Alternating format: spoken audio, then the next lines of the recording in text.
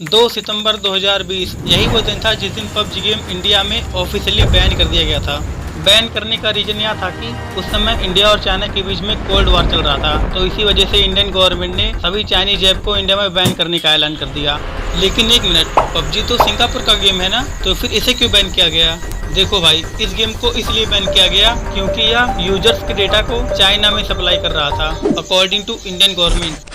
अब ये बात तो आप सबको पता होगी कि 2020 में कोरोना वायरस नाम की एक महामारी फैली थी, जिसकी वजह से पूरे देश में लॉकडाउन लगा था और सभी लोग अपने अपने घरों में बंद थे। महामारी ऐसी फैली थी कि लोग अपने घरों से बाहर नहीं निकल सकते थे, क्योंकि अगर कोई पुलिस वाला उनको बिना फालतू के बाहर घूमते देख लेता तो उनको लगा देता था। अब लोगों को तो मजबूरी में घरों में ही रहना पड़ता था, इसलिए वे टाइम पास करने के लिए गेम्स खेला करते थे, क्योंकि उस समय पबजी न सिर्फ लोगों के लिए इंटरटेनिंग था बल्कि दोस्तों के साथ हंसी खुशी से टाइम बिताने का जरिया भी था। लेकिन यह खुशी सिर्फ 2 सितंबर तक की थी, क्योंकि इसी तारीख को पबजी बैन हो गया था। इस गेम के बैन होने के ठीक 2 दिन बाद एनकोर गेम्स नाम की कंपनी ने फौजी गेम की अनाउंसमेंट की, जिसे बॉलीवुड सेलिब्रिटी अक्षय कुमार ने पूरी दुनिया के सामने प्रेजेंट किया, जिसकी वजह से यह गेम रिलीज होने के पहले ही काफी ज्यादा पॉपुलर हो गया और इस गेम को लोगों ने भी काफी ज्यादा सपोर्ट किया, क्योंकि यह गेम अपने इंडिया में ही बना था। लेकिन उन्हें क्या पता था कि एनकोर गेम्स वाले पूरे इंडिया के साथ बहुत ही बड़ा स्कैम कर जाएंगे। अब सवाल ये पैदा होता है कि एनकोर गेम्स कंपनी ने ऐसा क्या स्कैम कर दिया जिसकी वजह से फौजी गेम इतना पॉपुलर होने के बाद भी आखिर फ्लॉप हो गया।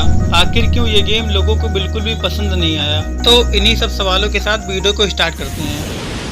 फौजी गेम की जब अनाउंसमेंट हुई थी तो लाखों लोग इस गेम को सपोर्ट कर रहे थे, क्योंकि यह गेम अपने इंडिया में ही बना था, इसलिए उन्हें लग रहा था कि यह गेम पबजी से काफी ज्यादा बेटर होने वाला है। और कई लोगों को तो ऐसा भी लग रहा था कि फौजी गेम की वजह से ही पबजी को इंडिया में बैन किया गया है। लेकिन मैं आपको बता दूं कि ऐसा बिल्कुल भी नहीं है, क्योंकि एनकोर गेम्स कंपनी ने पबजी के बैन होने का फायदा उठाकर फौजी गेम को इंडियन गेमर्स के सामने रखा था। और बहुत से लोग ऐसा भी सोच रहे थे कि फौजी गेम पबजी का ही रिप्लेसमेंट है, क्योंकि पबजी के बैन होने के मात्र 2 दिन बाद फौजी गेम का अनाउंसमेंट होना इसी बात की तरफ इशारा करता है कि आप पबजी को इंडिया में बने गेम के साथ रिप्लेस कर रहे हो।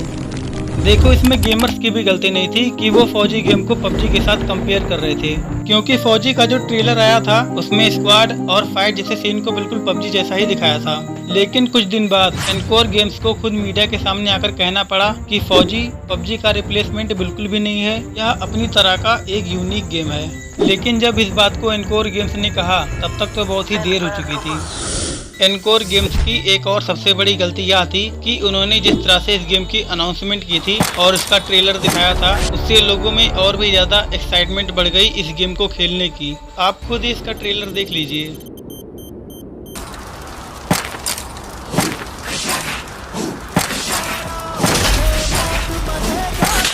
ट्रेलर में आप साफ साफ देख सकते हैं कि प्लेयर्स गन का यूज कर रहे हैं। जब इस गेम का एक्चुअल वर्जन रिलीज हुआ तो इसमें सिर्फ लात और गुस्सा वाला फाइट हो रहा था, वेपन तो कहीं पर भी नहीं दिख रहा था। ऐसा लग रहा था कि इन्होंने छेना खीर बोलकर हमें लपसी पकड़ा दी।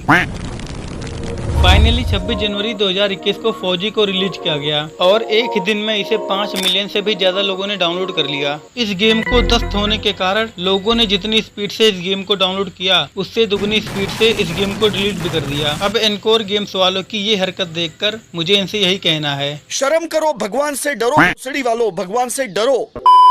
मैंने तो फौजी गेम को कभी खेला ही नहीं, क्योंकि इससे रिलेटेड मुझे ढेर सारे वीडियो जो दिख गए थे। आपने इस गेम को खेला है या नहीं मुझे कमेंट करके जरूर बताना। अगर आपको वीडियो पसंद आया तो वीडियो को लाइक करना और अगर चैनल पे नए हो तो चैनल को भी सब्सक्राइब करना, क्योंकि हमारे चैनल पर ऐसे ही जानकारियाँ एवं खतरनाक गेम प्ले आपको मिलते रहेंगी। मिलते हैं अगले वीडियो में, तब तक के लिए बाय बाय।